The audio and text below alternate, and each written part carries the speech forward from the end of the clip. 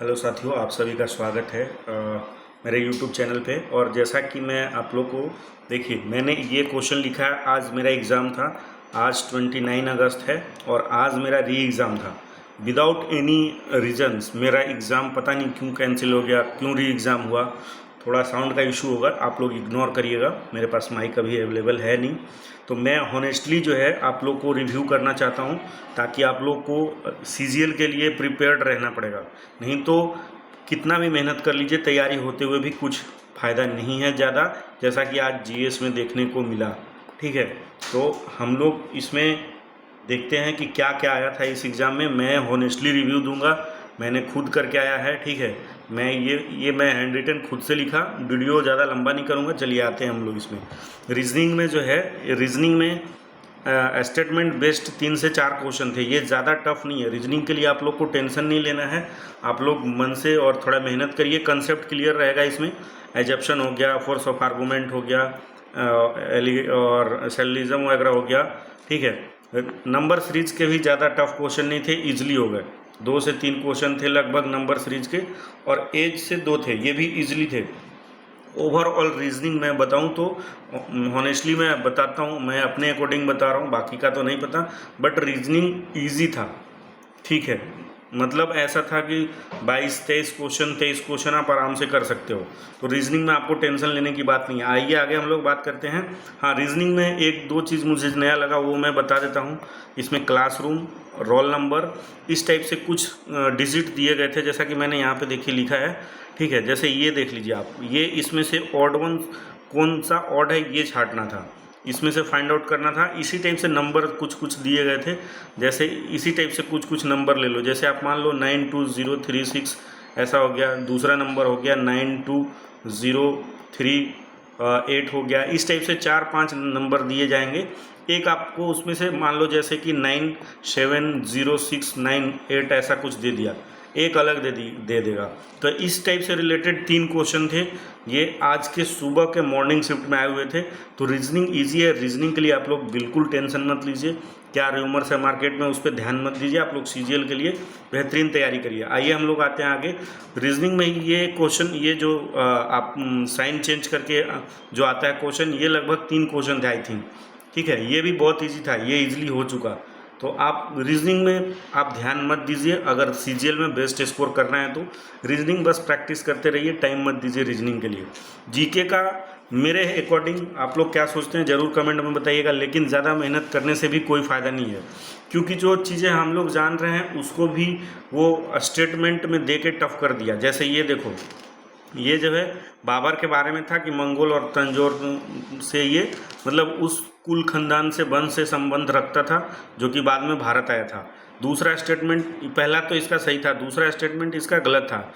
दूसरा स्टेटमेंट में ये बोला था, एग्जैक्ट मैं नहीं लिख पाया हूँ, बट मैं आपको बताता हूँ। बाबर और जो बाबर के बाद जो शेरशाह सूरी का, बाबर के लास्ट टाइम से शेरशाह सूरी के साथ जो कन्फ्लिक्ट चल रहा था, ठीक है, बीच में आप लोग पढ़े होंगे, जब मुगल एम्पायर पढ़े होंगे, बीच में सूरी डायनेस्टी, शेरशाह सूरी का एंट्री होता है कुछ समय के लिए, कुछ दिन के लिए दिल्ली पे उसका राज भी करता है, राजगद्दी में बैठा भी है। उसके बाद हुमायूं आता है, लेकिन यहाँ पे दे दिया था कि अकबर उसका पोता, बाबर के बाद अकबर उसका पोता गद्दी पे बैठा था। तो ये चीज़ें यहाँ गलत थी। नेक्स्ट आप आइए, मैं हूँ, ये एज इट इज़ क्वेश्चन है ये वाला। अशोक स्तंभ जो है वो किस चीज़ का बना हुआ था? ये बलुआ पत्थर का बना हुआ था, उसमें पॉलिश वगैरह कुछ कुछ किया गया था, वो आप देख लीजिएगा। नेक्स्ट क्वेश्चन था मौर्य काल से। मौर्य काल के जो डिफरेंट साक्ष्य मिले हैं, उसमें से ये पूछा गया था कि ऐसा भिन्नता क्यों है, डाइवर्सिटी क्यों है उसमें। ठीक है, तो उसके एक स्टेटमेंट हो गए। दूसरे स्टेटमेंट जो दिया था वो आई थिंक, मैंने तो जो करके आया मैं वो बता रहा हूँ, सही क्या है वो आप देख लीजिएगा। नीचे लिखा गया था, चूँकि मौर्य काल के समय जो है कि बहुत बड़ा एक साम्राज्य हुआ करता था, तो वो भिन्न भिन्न जगहों पे भिन्न भिन्न मटेरियल, भिन्न भिन्न कल्चर, भिन्न अलग अलग चीज़ें, तो उसके वजह से भिन्नता था, ऐसा दूसरा सेंटेंस में, दूसरा स्टेटमेंट में लिखा था। तो मैंने इसको तो दोनों को सही माना था। ठीक है, नेक्स्ट क्वेश्चन था दोस्तों, इनसेट 3DS, ऐसा शायद देख लीजिएगा एक बार, लेकिन लगभग यही था। इसमें इसके बारे में पूछा था कि इसका जो प्रक्षेपित किया गया है, इसको प्रोजेक्ट किया गया है, इसका क्या स्पेशली फंक्शन क्या है इसका। इस पे फंक्शन जो है इसका क्या है ये देख लीजिएगा। ये एक एग्जैक्टली मुझे नहीं याद आ रहा है, आरडी करके कुछ एक और सैटेलाइट का ही था क्वेश्चन। इसरो से 2 क्वेश्चन थे, मतलब कि साइंस और टेक से आपके 2 क्वेश्चन हो गए। ये बिल्कुल आप याद रखिएगा, ये देख लीजिएगा। और मैं एक और वीडियो ला दूंगा ताकि उसमें सब कुछ क्लियर हो जाए। नृत्य से संबंधित था, इसमें मैं आपको बताता हूँ। जैसे शास्त्रीय नृत्य है हम लोग का, ठीक है, उसमें एक डी ऑप्शन में दिया था कालबेलिया। ये जो है बाकी 3 थे, जैसे मान लो एक कथक थे पहला ऑप्शन, दूसरा भरतनाट्यम था, तो तीनों शास्त्रीय नृत्य था और एक इसमें से ऑड वन छांटने के लिए ऑड वन आउट करके दे दिया था। नेक्स्ट क्वेश्चन था मानव विकास सूचकांक से संबंधित, HDI से संबंधित था। इससे ये क्वेश्चन मानव विकास सूचकांक से संबंधित था कि एक तो था कि ये क्या तय करता है, तो हर एक कंट्री का अलग अलग रैंकिंग तय करता है।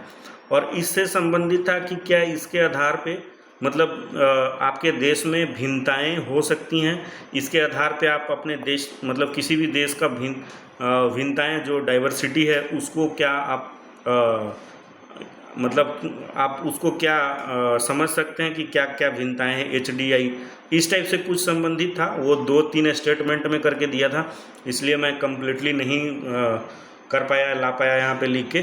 तो ऐसे क्वेश्चन थे। मैथ्स में आपको मैं बता दूँ, मैथ्स में आपको टेंशन बिल्कुल नहीं लेने का ज़रूरत है, क्योंकि 2-4 क्वेश्चन ऐसे आएंगे जो आपसे नहीं होंगे। अगर आप उसमें उलझ जाओगे और उसका टेंशन ले लोगे तो आप याद रखना कि बाकी का रीजनिंग हो, GS हो, रीजनिंग हो गया, GS हो गया, इंग्लिश हो गया, ये सारे चीज़ का एक एक क्वेश्चन का वेटेज सबका सेम है। तो मैथ को ईगो पे नहीं लेना है, जितना आपसे हो पाता है और जितना जल्दी उस सेक्शन को मैथ सेक्शन को ख़त्म करके आप निकल पाते हो उतना आपके लिए अच्छा है। मैथ्स में ज़्यादा कुछ नहीं था, मैं बता दूँ। प्रोबेबिलिटी के क्वेश्चन ज़्यादा टफ नहीं थे, मतलब आप इजी टू मॉडरेट बोल सकते हो। 2-3 इक्वेशन से क्वेश्चन आए थे, वो इजी थे। जैसे एक मुझे याद है वो लिखा था 2x + 3y = 50।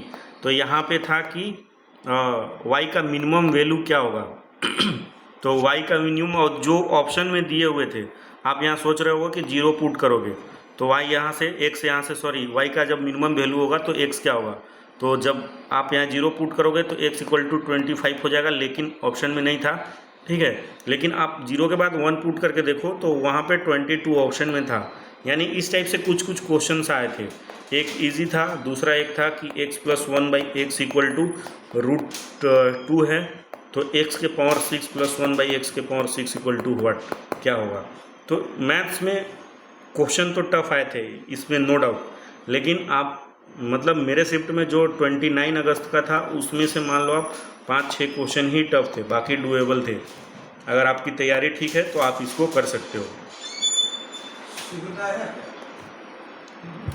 और इसके आगे जब आप देखोगे तो बाकी तो मैथ्स में ठीक ही था, आप मैथ्स कर सकते हो। 5-6 क्वेश्चन जो मैंने बोला, 4 से 5 क्वेश्चन आप मान लो कि नहीं कर सकते। इंग्लिश का बात करें तो इंग्लिश में ज़्यादा टफ क्वेश्चन नहीं था, जो पैसेज दिया था, ठीक है। कुछ वर्ड थे, मैं मानता हूँ कुछ वर्ड ऐसे थे जो शाइनो और एंटो वर्ड थे, वो थोड़े टफ थे।